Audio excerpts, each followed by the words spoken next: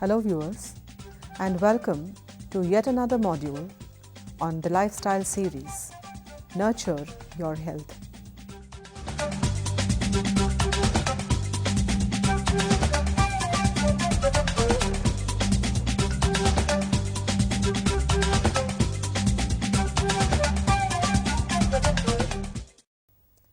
Dr. Kennedy brings to us his formula for good health. The much sought after formula will in fact also give you the fountain of youth. 6 simple rules to keep in mind. They sound so simple, don't they? And yet also difficult to implement. How many of you viewers have in fact tried and given up? Now here's the thing. Would you prefer to take charge of your own health, hold it in your own hands, or would you in fact prefer that your health is controlled by your doctor? We will be talking about health. How do we achieve health? What is health? Health is a state of optimal human function where the body functions according to its age. It means that you will be as healthy as individuals of your age, not older, not younger. Now, there are some of us who at 40 have hypertension and diabetes and heart problems, and some of us at 60 who have no illness whatsoever. It means really that the individual who is 60 is biologically 40, and the individual who is 40 is biologically 60. I repeat, health is the ability of the body to function according to its age, and age is not necessarily a chronological event. The starting point is your date of birth, but thereafter it is your body function. And disease will function according to the state of your body health. So in order to remain young and healthy, what do we do? There are 6 simple rules of good health.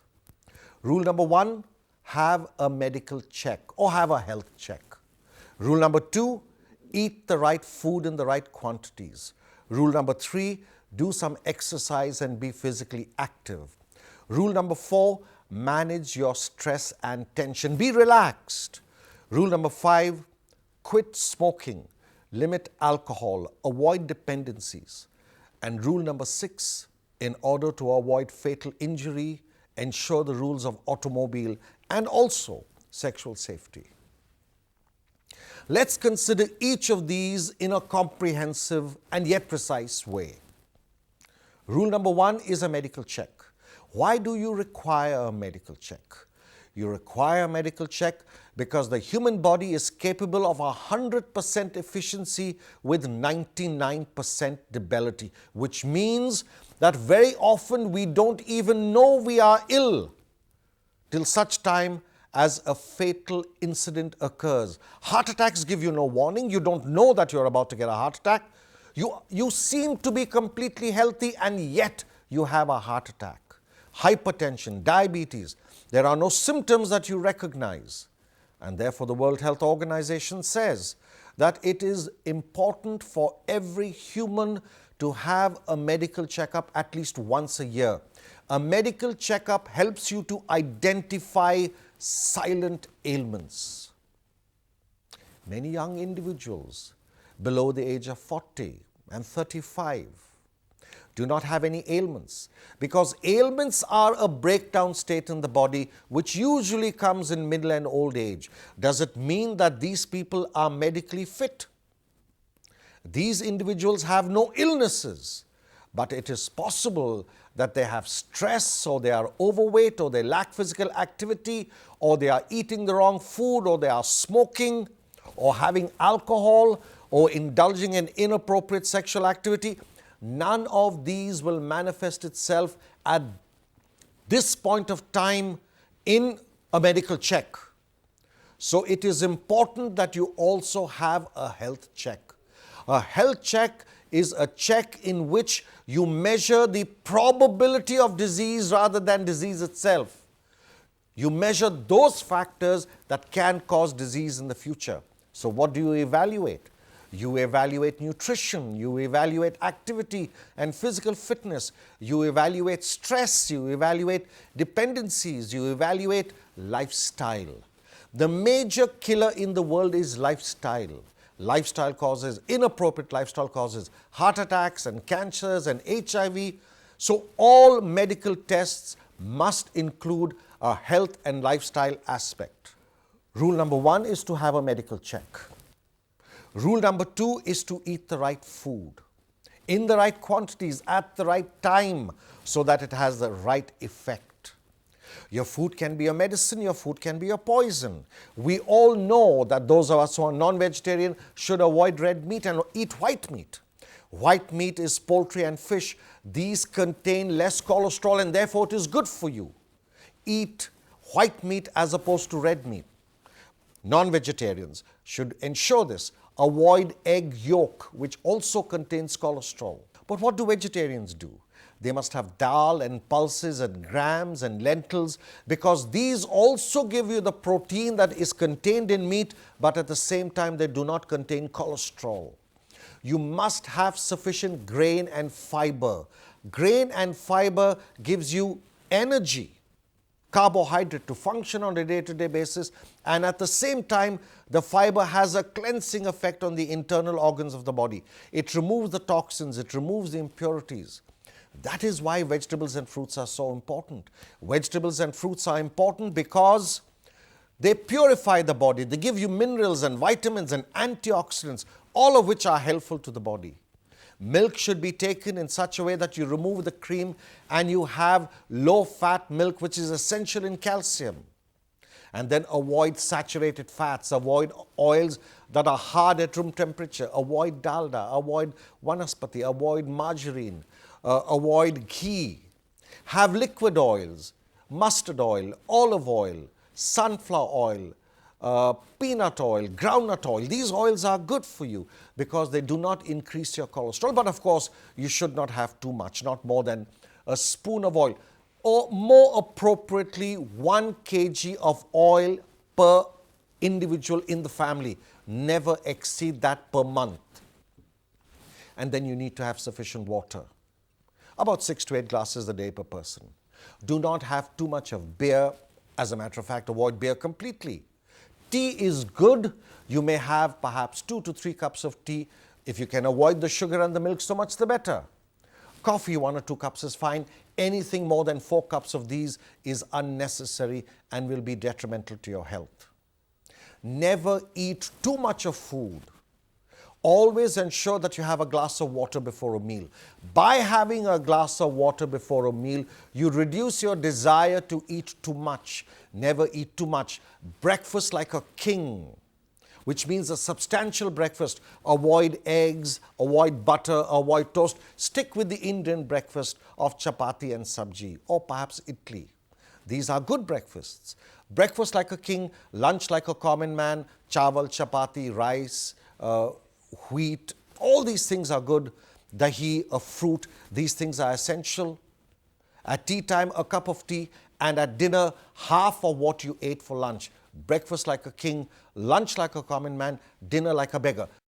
Remember, anything you eat at night is converted into fat because once you eat your food at night, you go to sleep. Once you go to sleep, you do not require that much energy, and therefore it is converted into fat. So please ensure this: breakfast like a king, lunch like a common man, dinner like a beggar. Any food that you eat in excess is converted into fat. Fat is the bedrock of most ailments. Obesity is a major problem and is correlated with hypertension, diabetes, heart problems, cancer, osteoporosis, arthritis, spondylosis, the entire spectrum of disease. How do you reduce body weight? 2 methods. One, most certainly eat less. Always leave the table with an empty stomach. Never overload your plate. Never go for second helpings. But probably the more important rule is to do some exercise. Exercise has profound benefits to the body. It not only strengthens the heart and improves the circulation and reduces hypertension and reduces diabetes, it strengthens the muscles and gives the body shape, improves your personality, improves your sex life, it strengthens your bones, it improves the skin, it improves your hair, it makes you look young. You actually become younger by exercising. So exercise is important. How do we exercise? Keep 3 points in mind: stamina, strength, and flexibility. What is stamina? Stamina is heart-lung. Do any exercise that increases your heart rate. That will automatically increase your respiration. That will automatically increase your lung capacity. What exercise increase heart rate? For older individuals, you could walk briskly.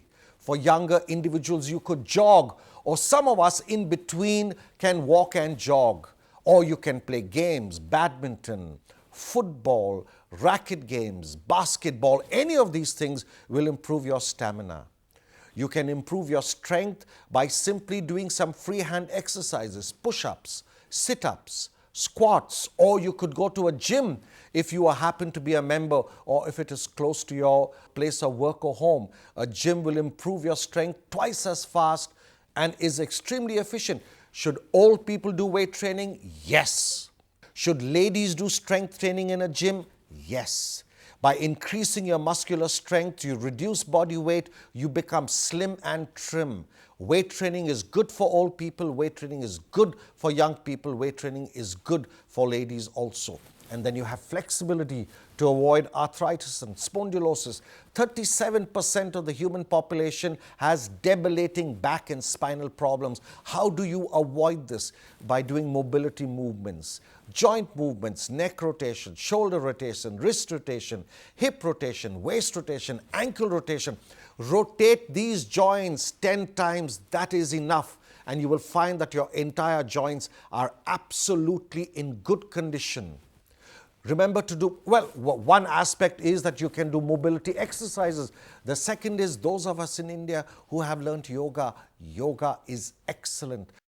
So exercise in terms of strength, stamina, and flexibility is important. How often should you exercise? 6 days a week. Exercise is like eating food. Exercise is like sleeping. It must be done every day. You lose the benefit of exercise after 48 hours, so it must be continued. 6 days a week, moderate intensity, half an hour to 1 hour a day is good enough. Exercise is vitally important. What are we doing today? We are exercising very little. We earn our food through our salaries, and our salaries are earned by mental utilization, not by physical utilization. In olden days, we were farmers. Today, we are computer programmers, or professors, or teachers, or doctors, or lawyers. None of us use our body. We all use our mind, and therefore the mind breaks down. How do we ensure that the mind doesn't break down? What happens when the mind breaks down? When the mind breaks down, you have what is known as psychosoma. Psychosoma means mental tension that affects the body. You have headaches, respiratory problems, digestive problems, skin problems, joint problems. You may wonder, how can my joint be affected by mental tension?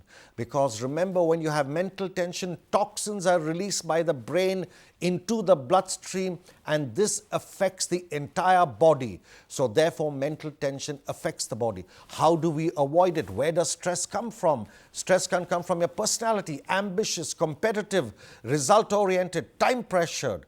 It can come from work, too much of work, too little work, inappropriate salaries, poor working conditions. It can come from home, problems with children, problems with family, problems with spouse, problems with neighbors, problems with in-laws.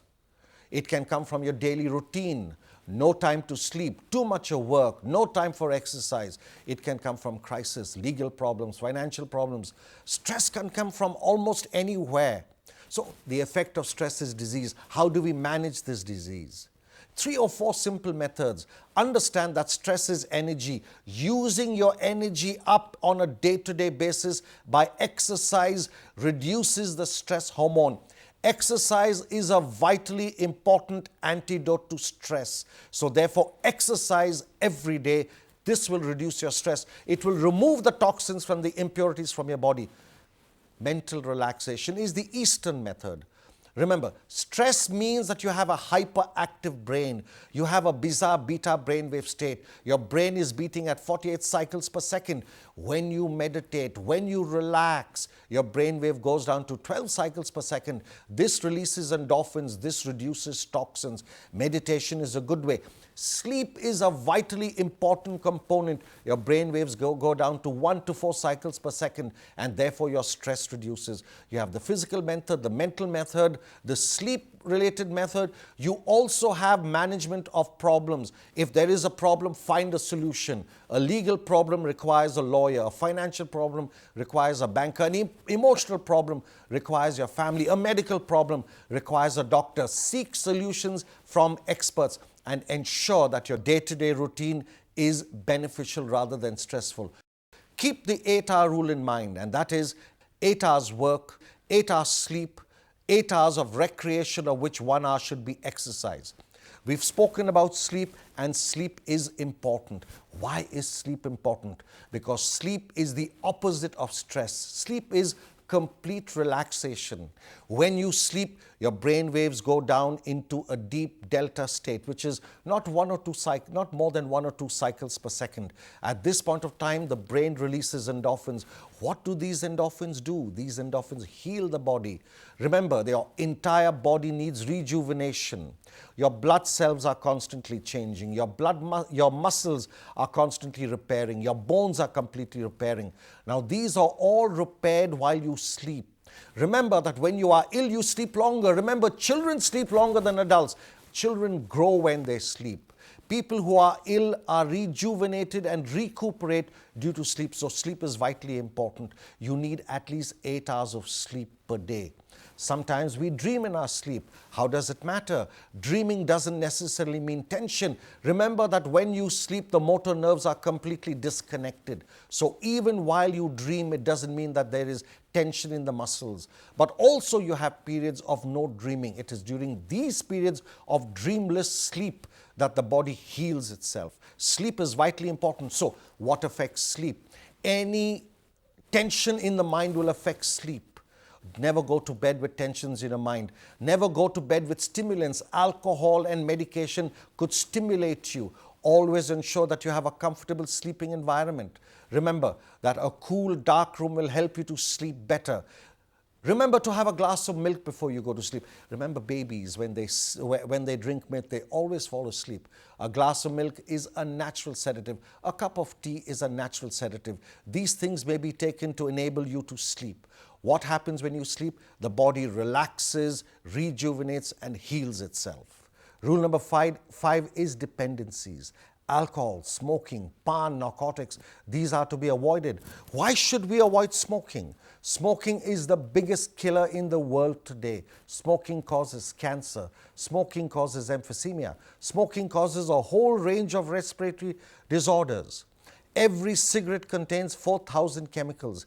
Each of these chemicals is addictive. Many of these are carcinogenic. 45 chemicals contained within the cigarette are carcinogenic. Carcinogenesis means that they cause cancer. Why do we smoke? Sometimes we smoke to stimulate ourselves. We need to keep awake. Sometimes we smoke to relax. Sometimes we smoke out of habit. Many times we smoke because we are addicted to it. What we need to do is find alternative solutions. In case you smoke for stimulation, what can you do? You can perhaps do exercise. Exercise stimulates you. You can do deep breathing, can stimulate you.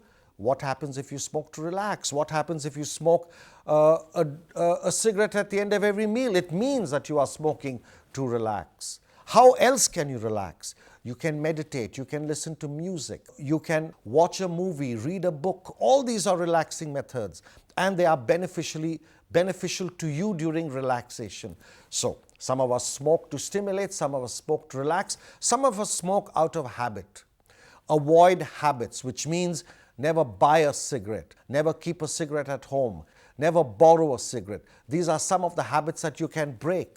Some of us smoke because of an addiction. What do you do under those circumstances?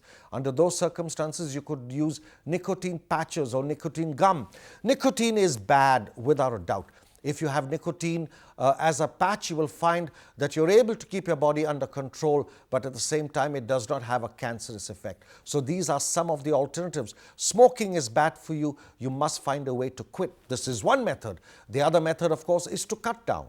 You can cut down by reducing your cigarettes every day. You can cut down by breaking your cigarette in half. You can cut down by reducing the tar content in your smoking. You can cut down by postponing your cigarette by 1 hour every day. As a result of this, you will find that at the end of 3 weeks, your first cigarette takes place in the middle of the night, and the middle of the night is no time to smoke because you are already fast asleep. That is one method. But the most successful method of quitting is to take a decision to stop and to take your family and friends' support to make sure that you stop. Smoking is bad, friends. We must give up. Sometimes we say that alcohol is good. But what is good in alcohol? Alcohol happens to contain flavonoids. Now, these flavonoids are antioxidants. These antioxidants purify the blood. But the problem over here lies in the fact that alcohol is extremely addictive. When you have 2 to 3 pegs, it's a change of personality. 5 pegs will most surely result in an automobile accident. 7 pegs will make you socially inappropriate and socially distanced. Your behavior will become antisocial. 10 pegs can even kill you. The body can only metabolize 1 unit or 1 peg of alcohol per hour, never exceed that. Now, how do you make alcohol socially acceptable? Never drink every day. Never drink alone. Dilute alcohol, if at all, with water. Remember that any aerated drink only increases the absorption of water. Always drink alcohol on a full stomach. If you cannot adhere to these rules, you must avoid alcohol completely, because alcohol will have a profound effect not only on you but also your family. Now, alcohol and smoking are bad, but then so is pan. And in India, we find that this is the epicenter of oral cancer. We must avoid pan, and young children must avoid narcotics and drugs because these are harmful and these can cause instantaneous death due to inappropriate behavior. The last aspect of good health, the 6th rule of good health, is safety. There are several aspects of safety. There's automobile safety, recreational safety, work safety, and even sexual safety. The 2 most important factors over here are automobile safety. Remember, friends, that young children are the major individuals involved in automobile accidents. If you were to look at statistics involving HIV/AIDS, you will find that it is the young children, the individuals who are below the age of 40, who have the major risk over here. So how do we ensure our safety? Always adhere to the rules of safety. Wear safety equipment, your helmet, your seatbelt. Never drive under the influence of alcohol. Never drive under medication. Never exceed speed limits. Never drive for more than 1 hour a day. Reduce the time that you spend in automobile vehicles, and this will reduce your probability of accident. Remember that if you spend more than 60 minutes a day in an automobile, you have a 60% probability of having an accident within 60 months, of which 14 to 20% of these accidents are fatal. As far as HIV is concerned, in earlier centuries, HIV was simply, in earlier centuries, inappropriate sexual activity resulted in a sexually transmitted disease, which was cured by penicillin and drugs and antibiotics. Today, sexually transmitted diseases result in HIV/AIDS for which there is no cure. And to say that we must use a condom is to play with danger. The more important and perhaps the optimal rule on HIV is a mutually monogamous, faithful sex relationship. Avoid sex workers. More than 60 to 70% of them are already HIV. Avoid promiscuous sexual activity, because the more sexual partners you have, the more is your probability of picking up HIV. And also remember that HIV is a symptomless disease for the first 10 years. For the first 6 months, not even a medical test can detect HIV. But the individuals that you associate with will have no idea. You look perfectly normal, you feel perfectly normal, but you can transmit HIV. So inappropriate sexual activity must be avoided. Avoid sex workers, avoid multi-partner sex. confine yourself to a monogamous faithful sex relationship. Of course, HIV can be caused by other methods. For example, mother to child, IV drug use, for example. These are other methods that can cause HIV, but these are not the major carriers. The major carriers are direct sexual intercourse with an HIV-infected individual. So what are the rules of good health? There are 6 important rules of good health. Rule number 1, as I've indicated, is a medical check.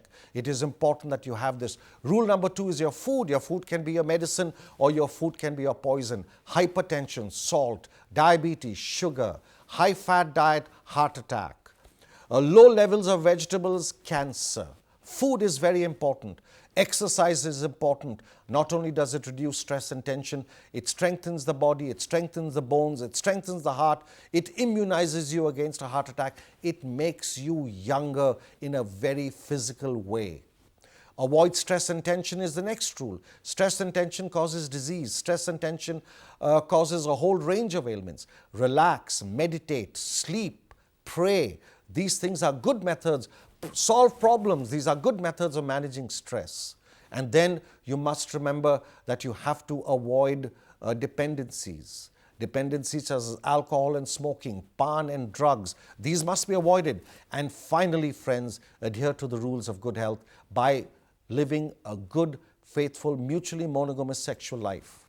Now, by adhering to these 6 rules of good health, you will achieve optimal health.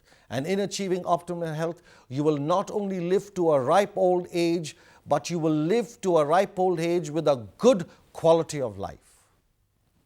Thank you. Viewers, time now to make a few simple choices. A fit and robust body or obesity and fat. Mindful eating or mindless eating.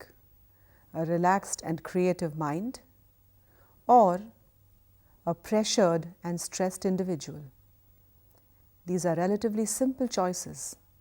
The choice is really in your hands and ever so simple, but the impact of these simple choices so profound.